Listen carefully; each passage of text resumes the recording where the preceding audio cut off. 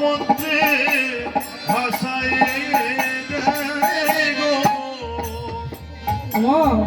কি বলছে যে হরিনাম মহামন্ত্রে তাকে অমন করে ভাষায় দেয়।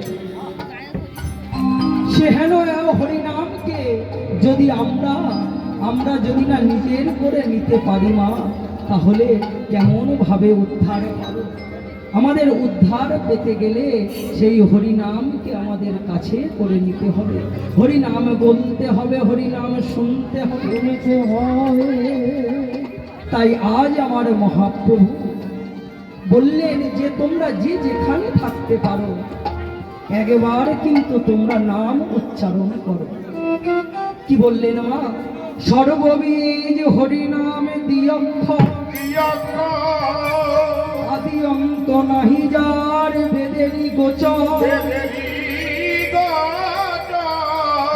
সংসারের হত্যা কর্তা দেব দামোদর হার নাম লইলে নিষ্পাপ হয় হৃদয়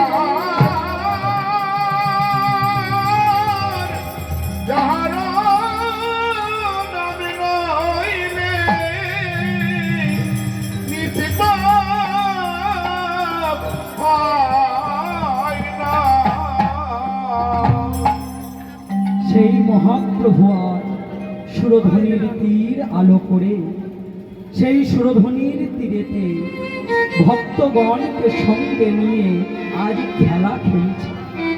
আমরা আস্বাদন করলাম মা। খেলায় বিনোদ খেলা গোরা বনমালী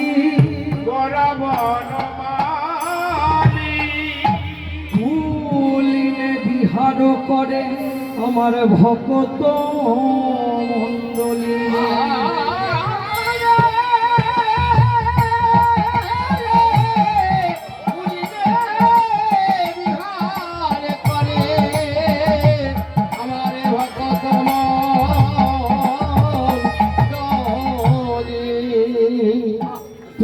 বিহারও করে ভক্ত মণ্ডলী, খেলায় বিনোদ খেলা গোরা বনমালী।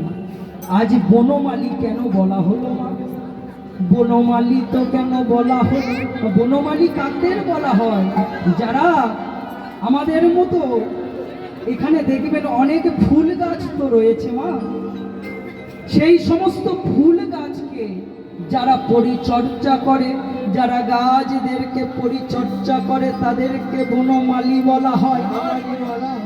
কিন্তু আজ এখানে কেন বনমালী বলা হলো না? মহাপ্রভুকে বনমালী বলা হলো কেন?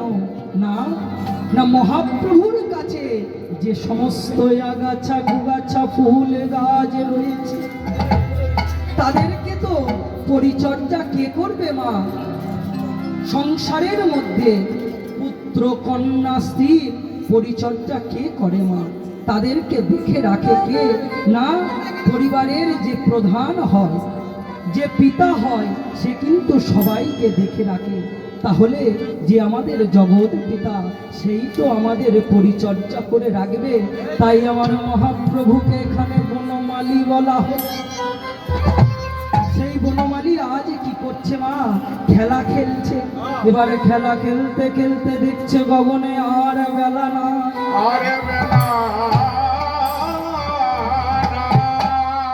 গগনে যখন দেখছে আর বেলা নাই, এবার সবাইকে বলছে চলো চলো এবারে আমাদের গৃহে ফিরতে হবে, কারণ গগনে আর বেলা নাই। এবার আমাদের গৃহে ফিরতে হবে। দাঁড়িয়ে থাকলেন কে? পদকর্তা বললেন কি, ও